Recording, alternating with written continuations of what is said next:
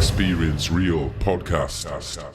Sort of a couple of people trying to pick on you, and when you Yeah. were dressed up, that seemed to go worldwide, didn't it? Oh, that was crazy. Like, no, like we've all seen the videos. It was more Dan than me. I just ended up picking up my handbag. But I remember going to work and Dan rang me. He's like, "Have you seen the front of the paper?" I was like, "No." He's like, "Oh, you better go get a paper."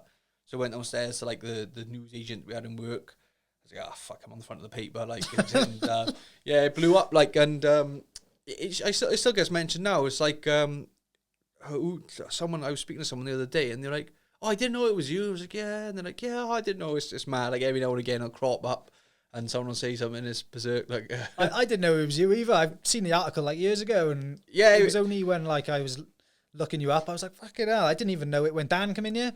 Otherwise, I would have brought it up with him. Yeah. Like, but Well, we done 2019. We done something with the local paper because it was like the 10-year anniversary, and it blew up again. Like everyone was like, "Oh, I didn't know it was you," and like everyone in work's like, "Oh, I remember that." But it was over. It was we now 2021. Yeah. It was 11, 12 years ago now. So it was. What's mad is like we had like 3 million hits on YouTube, right? And that was at the time when nobody knew what YouTube was. Like if we had 3 million hits now, you'd probably get like a deal or something, and we had subscribers. But at the time, we were just like, it's just fucking people watching us. It's mad. it is crazy, isn't it? And how did it come about? Did they? I haven't actually seen the video. Oh, we were just on. We were on a night out for. I think we had like a fight coming up in like 8 or 10 weeks time. So it was like a last night out. None of us really drunk anyway. I lived in a house with like John and a couple of others, and we all just trained all the time. So we all went out for it to be funny to get dressed up as women. And we were walking up the Kingsway in Swansea, and these two guys come towards us, and he said something to me. I can't remember what he said, and then I said something back because he had his top off, and he'd been fighting. We didn't know he'd been fighting. He'd been fighting further on. So I said something. He had his top on. He had blood on him. And he come back, and he stuck one on me, and then Dan smacked him and dropped him and his mate. And then my handbag went everywhere, and just scooped up all the stuff, put the bag back on my shoulder, walked in the nightclub, and then that was it. Like, Classy beard, like. Yeah, we forgot all about it, like, and then like 2 weeks later, like I said, Dan rang me, and he was like, "Have you seen the front of the paper?" And like I'd forgotten all about it, and then it just went berserk, like, it was mad. I think I seen a clip on YouTube earlier when I was having a look, and did you? What TV show was it? Did you end up going on a TV show or something? Yeah, Big Fat Quiz of the Year. That was mad.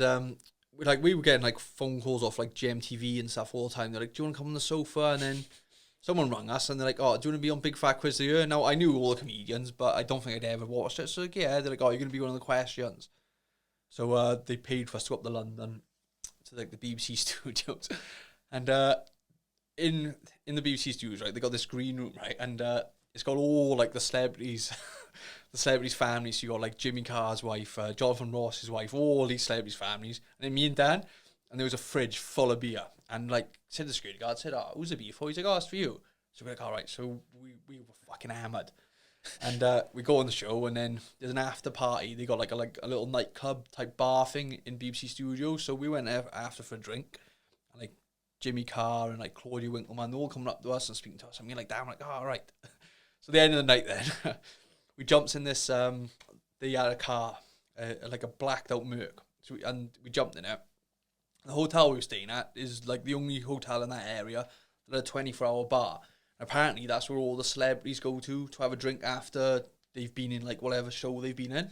So we're in the back of this blacked out Merc, and we pulled up outside the hotel. And all the people come running to the window. They thought like there was a celebrity in a car.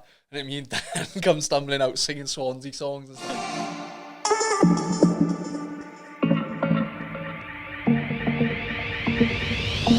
Experience Real podcast.